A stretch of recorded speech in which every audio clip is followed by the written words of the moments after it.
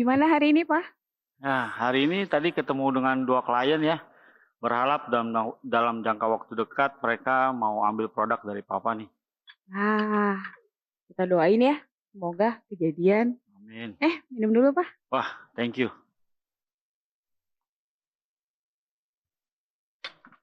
Tumben, sepi. Anak-anak pada kemana ini? Biasa, mereka pada main basket di lapangan. Padahal udah sore loh ini loh. Kok masih di luar mereka? Ya, bentar lagi juga pasti mereka pulang kok. Tenang aja. Iya, iya, iya. Pak, kamu inget nggak temen mama yang namanya Susi? Susi yang mana? Susi, Susi yang suaminya namanya Rudi. Oh iya ya, yang punya anak satu itu ya. Ih, sekarang anaknya udah dua, Oh ya. udah sepasang. Oh, emang kenapa dia? Iya, tadi si Susi itu telepon mama. Oke. Dia nangis-nangis. Kok bisa? Dia curhat, dia cerita. Dia bilang dia mau cerai dari Rudi. Kenapa? Jadi Susi cerita kalau dia sekarang dia tuh seperti dia yang jadi kepala keluarga. Dia yang kerja, Hmm. dia yang urusan rumah. Bahkan hal-hal yang perentil-perentil gitu di rumah, itu semua dia yang urus, dia yang pikirin. Kayak ganti bohlam, benerin sink, pipa-pipa. Aduh, Pak, dia cerita. Aduh, sedih sih dengernya. Jadi, sejak 2 tahun yang lalu, Rudi di PHK, Rudi nggak mau lagi tuh cari kerja. Atau dia udah males gitu ngelakuin apa-apa. Repot ya kalau kayak gitu ya. Iya, tahu nggak? Yang bikin mama sedih lagi dan mama kepikiran terus. Kalau mereka sampai bercerai, terus anak mereka bagaimana? Hmm. Aduh, mama nggak kebayang deh. Nanti masa depan anak-anaknya itu loh. Bagaimana? Iya, iya, iya, iya. Sedih sih dengernya. Ya, gitulah ya. Kalau suami istri nggak berperan dengan baik, pasti yang jadi korban anak-anaknya loh. Nah, teman-teman nggak mau dong punya keluarga yang tidak berfungsi dengan baik. Pada video kali ini kita akan belajar peran suami istri dalam keluarga. Sebelum kita mulai, teman-teman bisa klik link di bawah ini untuk mendapatkan materi seperti ini handbook melalui link yang ada. Jadi kalau dari kasus Susi dan Rudi tadi gimana ya, Pak? Iya, kalau dari kasus Susi dan Rudi itu yang akan jadi korban pasti anak-anaknya ya, apabila keluarganya atau salah satu dari orang tuanya tidak berperan dengan baik. Ya, kasihan sih ya. Iya, Masa depan mereka akan seperti apa? iya. Nah, kalau gitu gimana nih supaya kita, para istri, Mhm. berhasil dalam keluarga? Nah, landasan firmannya ada di Efesus 5 ayat 22 sampai 24. Mari kita baca ya teman-teman ya. Tunduklah seorang kepada Hai istri, Hai istri, tunduklah kepada suamimu seperti kepada Tuhan, karena suami adalah kepala istri sama seperti Kristus adalah kepala jemaat. Dialah yang menyelamatkan tubuh. Karena itu, sebagaimana jemaat tunduk kepada Kristus, demikian juga lah istri kepada suami dalam segala sesuatu. Jadi gimana mah? Istri harus apa? harus tunduk. Bukan tanduk ya? Oh, Tunduk. tunduk. Ya, ya, ya. Nah, kalau dari suami, kalau mau jadi suami berhasil bagaimana? Nah, kalau kita mau jadi suami yang berhasil, ada juga landasan firman Tuhannya. Kita mau baca di Efesus 5 ayat yang ke-25 sampai dengan ayat yang ke-28. Hai suami, kasihilah istrimu sebagaimana Kristus telah mengasihi jemaat dan telah menyerahkan dirinya baginya untuk menguduskannya sesudah ia menyucikannya dengan memandikannya dengan air dan firman, supaya dengan demikian ia menempatkan jemaat di hadapan dirinya dengan cemerlang tanpa cacat atau kerut atau yang serupa itu, tetapi supaya jemaat kudus dan tidak bercerai. Demikian juga suami harus mengasihi istrinya sama seperti tubuhnya sendiri.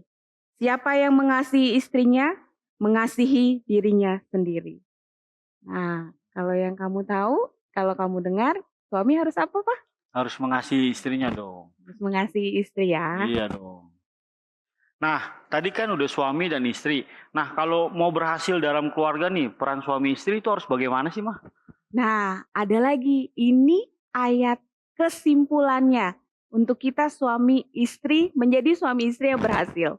Ada di Efesus 5 ayat 33. Tolong Nah, bacain, Pak. Jadi begini ya, teman-teman.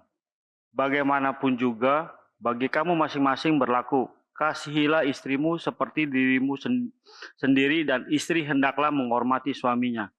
Jadi kuncinya jelas ya teman-teman. Kita itu perannya nggak boleh terbalik-balik. Istri harus apa tadi, Mah? Tunduk. Bukan tanduk ya. Tunduk. Kalau suami harus mengasihi istri. Sama seperti hubungan Kristus dengan jemaat. Yang terlebih dahulu Kristus mengasihi, memberi kasihnya kepada jemaat. Sehingga jemaat itu diberikan keselamatan oleh Kristus. Jadi ingat sama visi pernikahan kita ya, Pak? Iya. Visi pernikahan kami adalah kasih yang menyempurnakan. Kami sadar betul bahwa kasih yang adalah Tuhan itu sendiri, dialah yang menyempurnakan kami berdua. Bayangin, kalau saya punya ego, Monik punya ego, dan gak ada Tuhan di tengah-tengah kami. Wah, pastinya berantakan loh teman-teman. Egonya masing-masing, pasti konflik itu nggak jelas. Ya bersyukur kami bisa melewati itu semua dengan visi kami, kasih yang menyempurnakan itu. Sudah lebih dari 15 tahun pernikahan kami bisa lalui. Ya, puji Tuhan ya Pak. Ya. Tuhan yang adalah kasih itu ada di tengah-tengah kita berdua. Benar. Pak, berarti dari ayat-ayat yang tadi kita baca, dari Efesus 5 itu, berarti peranan kamu itu, peranan suami itu sebagai kepala loh. Kamu adalah kepala. Yes. Kamu pemelihara. Yes. Dan kamu juga sumber. Iya, benar. Nah, kalau kamu berfungsi dengan baik, kamu sebagai kepala, kamu sebagai sumber, dan kamu sebagai pemelihara, kamu tahu nggak? Istri dan anak-anak kamu itu diberkati loh. Gitu ya. Firman itu nyata loh. Andi sebagai kepala keluarga di tengah-tengah keluarga kami, dia sangat berdampak dan berperan dalam mendidik anak. Hal ini kami sangat rasakan berkatnya. Dia selalu ada untuk mendidik dan ngajarin anak-anak. Dia juga baik secara akademis maupun olahraga sih. Contohnya, anak kami yang paling besar, dia suka basket ya? Suka banget basket. Karena apa? Karena di coaching langsung loh sama papanya. Jadi, jika para pria, para suami mengambil peran sebagai kepala, sebagai pemelihara, dan sebagai sumber, itu keluarganya dan anak-anaknya akan diberkati. Ya. Nah, berdasarkan tadi ya, ayat-ayat tadi, nah, peran suami itu dibagi menjadi 3 teman-teman. Sebagai imam, sebagai raja, dan sebagai nabi. Kita bahas ya satu-satu ya. Ini Mama pegangin.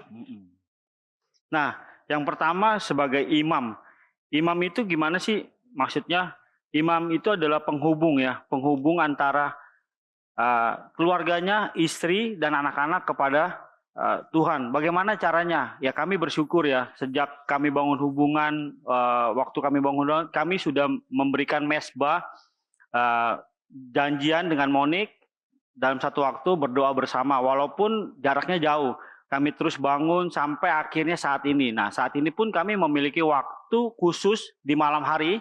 Setelah kami beraktivitas, kami waktu khusus, kami berdoa bersama, mengajarkan anak-anak kami supaya anak-anak kami kelak juga akan menjadi kepala buat rumah tangga mereka. Anak-anak kami 2 orang dan dua-duanya pria. Jadi saya mengajarkan kepada mereka bagaimana caranya berdoa, bagaimana caranya memimpin dalam keluarga.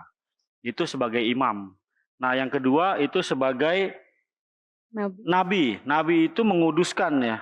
menguduskan keluarga, istri dan anak-anak melalui firman. Nah, kalau ini teman-teman, saya yang terimpartasi dari suami saya.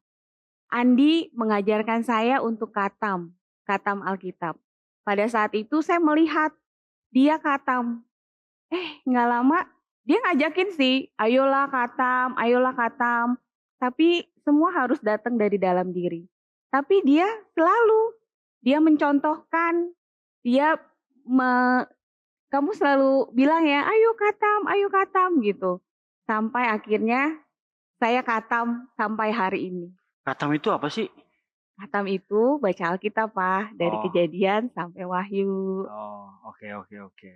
Nah, yang terakhir adalah sebagai raja. Nah, berbicara raja adalah berbicara untuk melindungi dan bertanggung jawab. Bersyukur Tuhan memberikan keluarga yang luar biasa, Monik dan anak-anak. Saya bisa memberikan waktu untuk melindungi mereka, terutama dalam keadaan mereka ya seperti kurang sehat. Terus Monik kurang sehat, saya bisa menemani dan merawat dia, memberikan segala sesuatu yang dia butuhkan. Juga dengan anak-anak juga sama ya. Ketika mereka butuh saya sebagai orang tua, mungkin mengajari atau menemani mereka, saya hadir buat mereka. Bersyukur saya bisa menginvestasikan waktu yang Tuhan percayakan kepada saya untuk keluarga saya. Terima kasih ya, Pak. Waktu Mama sakit, kamu bikin Mama Indomie kuah.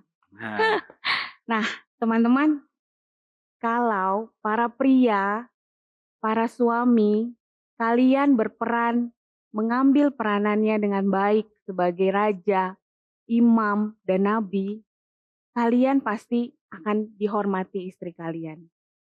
Ya, asal kalian mau mengambil tanggung jawab ini. Ya. Mengambil tanggung jawab, mengambil peranan sebagai imam, nabi, dan raja. Pasangan kalian pasti menghormati kalian. Istri kalian pasti akan menghormati kalian. Ya. Tadi kita sudah belajar tentang peranan dari suami. Nah, sekarang kita mau belajar peranan dari istri. Ya, setelah tadi kita baca tuh di Efesus 5 ayat 22 sampai 33, kita menyimpulkan bahwa istri itu adalah penopang dan penolong. Itu saya rasakan sekali dalam keluarga ya. Ketika saya sedang error, mungkin berada dalam tekanan, Monik selalu ingatkan saya, ayo Pak, dekat sama Tuhan, berdoa, cuman Tuhan yang bisa menolong kamu.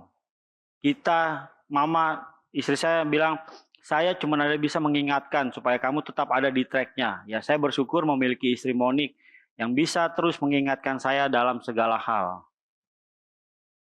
Nah, sekarang kita masuk ya dalam peranan istri. Apa sih peranan istri? Peranan istri ada 2, teman-teman. Ya, yang pertama adalah tunduk kepada suaminya, dan yang kedua menjadi wanita yang bijak. Ada 1 ayat firman kebenarannya, kita mau baca sama-sama di Amsal 14 ayatnya yang pertama. Ya, terima kasih. Amsal 14 ayatnya yang pertama. Perempuan yang bijak mendirikan rumahnya, tetapi yang bodoh meruntuhkannya dengan tangannya sendiri. Jadi, semakin istri memiliki hati yang tunduk kepada suaminya dan membangun keluarganya, maka semakin dikasihilah istrinya oleh suaminya tersebut. Kamu gimana kalau terhadap mama? Ya, mengasihilah pastinya dong. Ya, karena kan kamu sudah melakukan bagian kamu, ya Papa juga harus melakukan bagian Papa untuk mengasihi kamu.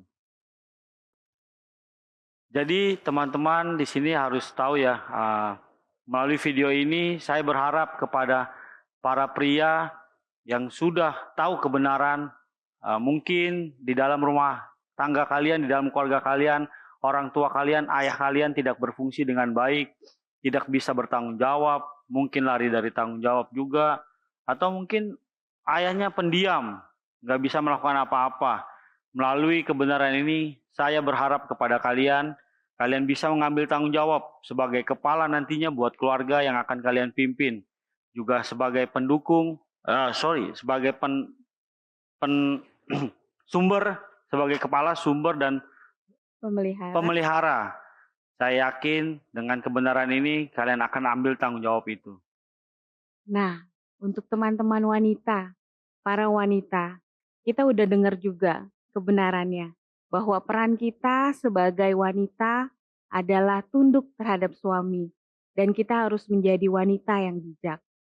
Mungkin kalian bilang, tapi mama aku nggak gitu.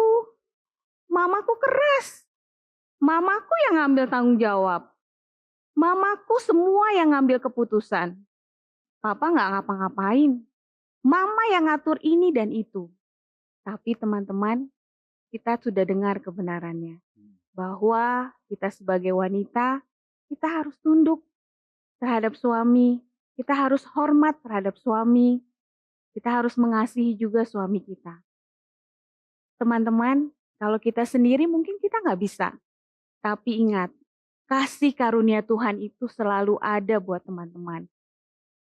Pasti bisa. Kalian pasti bisa belajar tunduk, pasti bisa belajar menghormati pasangan kalian, suami kalian nantinya. Ya, kita sama-sama berdoa ya. Kita mau berdoa untuk hari ini, untuk kelas ini, dan kita bersyukur bahwa kebenaran yang Tuhan sudah berikan, kita bisa menjadi dan kita bisa berperan sebagai suami dan istri. Tuhan, kami mengucap syukur kalau Engkau sudah mempersatukan kami. Kami bersyukur kalau Engkau Allah yang selalu ada di tengah-tengah kami. Saat ini Tuhan, kami berdoa untuk setiap para wanita Tuhan. Biarlah kami memiliki hati yang tunduk, kami memiliki hati yang penuh kasih terhadap pasangan kami. Kami bisa menghormati pasangan kami, seperti Engkau mengasihi dan Engkau meng-caring kami Tuhan. Kami bersyukur Tuhan untuk suatu contoh dan bukti nyata yang sudah Kau tunjukkan kepada kami. Berikan kami hati-Mu Tuhan, berikan hati yang selalu tunduk, dan berikan kami kasih-Mu Tuhan, supaya kami mampu untuk melakukan semuanya itu Tuhan. Karena kami tahu, tanpa Engkau kami nggak bisa apa-apa Tuhan. Tanpa Engkau kami nggak bisa melakukan itu Tuhan. Tapi biar Tuhan sendiri yang memberikan kasih itu dan memberikan kekuatan itu kepada kami. Terima kasih Tuhan, terima kasih. Bapak, aku juga berdoa Tuhan buat para laki-laki, para pria di tempat ini Tuhan. Setelah mereka mendengarkan kebenaran firman ini Bapak, Engkau berikan hikmat buat mereka untuk menjadi kepala, buat keluarga yang mereka nantinya akan bangun. Juga buat tanggung jawab, buat juga sumber, juga buat penjaga buat keluarga mereka. Kami percaya Bapak ketika mereka mengambil peranan itu, mereka juga akan diberkati oleh Engkau. Engkau juga akan memberikan kasih-Mu buat mereka sehingga mereka dapat melakukannya dengan baik. Bukan hanya keluarga, tapi juga buat orang-orang sekeliling mereka Tuhan. Di dalam nama Tuhan Yesus kami terus berdoa agar para pria di tempat ini menjadi luar biasa, mengambil peran sebagai suami buat keluarga mereka nantinya ya Tuhan. Terima kasih, kami mau serahkan semuanya ke dalam tangan-Mu di dalam nama Tuhan Yesus. Kami berdoa. Amin.